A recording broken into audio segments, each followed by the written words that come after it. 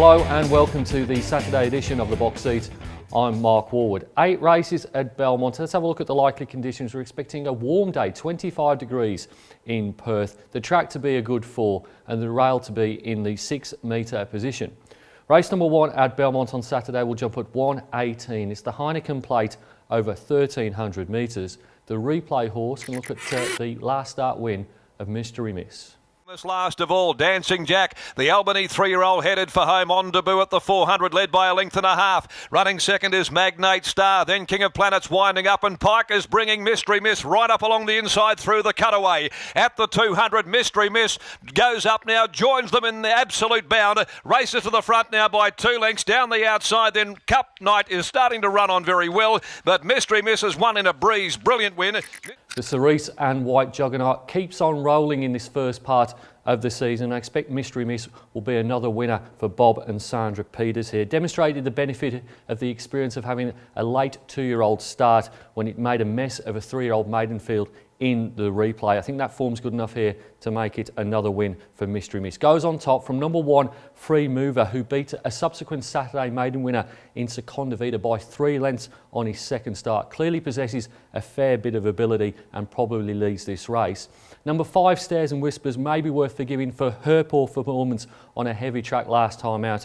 Her run was simply too bad to be true. And then number 2, Stellar Ann, won a Wednesday race off a 5-week let-up last time out, but I don't think the format of that race is going to stack up. They didn't go particularly hard. It was run and won in pretty slow time.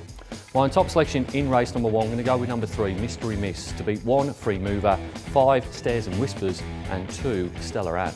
Race number 2 at Belmont on Saturday will jump at 1:58. It's the Penfolds Handicap over 1,600 metres. The replay horse, it's Rock On Tommy, finishing second last time out. Being ridden along, and they're being followed by Rock On Tommy, who's starting to warm up. In behind them, Electric Light. She got out around heels, and she's starting to charge down the outside. 200 left to go. Count to Moz off the leader from Turbo Power. Here comes Electric Light, Rock On Tommy. Electric Light, Rock On Tommy, Turbo Power. Pike has the whip though on Electric Light. Electric Light gives them a treble. Electric Light.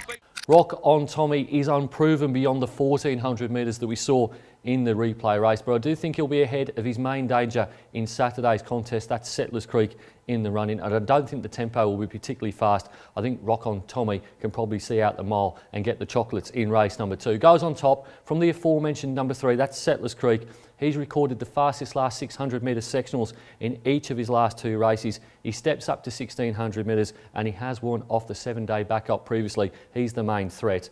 Number 2, Astronomite, finished second to Battle Talk in this grade 2 weeks ago, but the figures out of that race weren't as good as those put up in recent times by Rock On Tommy and Settlers Creek. And then at big odds, number 1, Django. He was stone motherless first up behind Settlers Creek in the race that Great again won. But he goes into minors here. This is a pretty shallow contest, and I think he could run into 4th. My top selection in race number 2 is number 6, Rock On Tommy, to beat 3, Settlers Creek, 2, Astronomite, and 1, Django. Race number 3 at Belmont on Saturday will jump at 2:38. It's the Crown Sports Bar Maiden over 1,200 metres. The replay horse, let's have a look at the first start ever of Duck Duck Goose. Sato now being ridden along. Down on its inside then is Neutron Dance. Pike bides his time with Battlestorm. About to let it rip. 200 left to run though. And Little Red Raymond quickly joined by Battlestorm, who ranged up, put pay to them in about 2 strides. Kicks away. Further back is Duck Duck Goose Kashina. But this is just an exercise gallop for the newcomer Battlestorm. And it bolted in. Battlestorm by 3 1/4. I suppose Duck Duck Goose is one for the preschoolers out there, but she trialled as if she needed more than 1,000 metres. That's the race distance over which she debuted a couple of weeks ago, but she surprised most punters with that performance, finishing second behind Battlestorm. Sectionals out the race were pretty good. I think Duck Duck Goose up to 1,200 metres will be hard to beat in the maiden. Goes on top from number 10, Kashina, was 1 length behind Duck Duck Goose in that replay race, and it does look like the best form reference for this event. Number 3, Argoon, will need to improve on what he has done in his 8 previous runs, but William Pike does stick with his horse, and we all know that Adam Durant's record speaks for itself. And then number 1, Little Red Roman, split Duck Duck Goose and Kashina a fortnight back, but he was making his 4th run this campaign, and his 12th in total, may well have reached his peak. My top selection in race number 3, going to go with number 9, Duck Duck Goose, to beat 10 Kashina, 3 Argoon and 1 Little Red Roman. Race number 4 at Belmont on Saturday. We'll jump at 3:18. It's the Mrs. Max Handicap over 1,600 metres. The replay horse can look at the last start win of Sophie Song.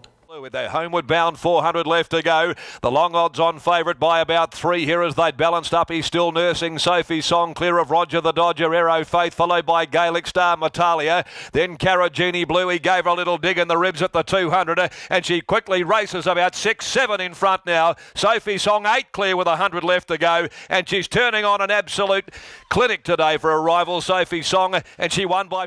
Pretty hard to assess Sophie Song off the back of that win at Northern. Won by 6 lengths at $1.30, so was expected to get the job done. She does map as fine in the front here under William Pike. I don't think she'll have too much company, maybe Cockney Crew. I think she'll be ahead of her chief rivals in the run, and that's why I'm going to go with Sophie Song here on top. Number 5, she maps the best. Goes on top from number 1, Pagan Image, who clearly is probably the form horse here. He's a son of Blackfriars, so it's pretty reasonable to expect him to improve when he steps up over a mile, particularly in view of his sectional times. Goes in for second. Number 3, What About Moses? Opted not to go head-to-head with Light My Day again on Wednesday, preferring to wait another few days to tackle this contest from Barrier 3 for Steve Wolf and Sean Shooter McGrady. And then number 6, Foxy Dreamer. Traded at shorter odds than Sophie Song when they clashed last month, but it appears the betting market was wrong there regarding the 2 runners from the Simon Miller yard. Goes in the minus here. My top selection in race number 4, going to go with number 5, Sophie Song, to beat 1, Pagan Image, 3, What About Moses, and 6, Foxy Dreamer.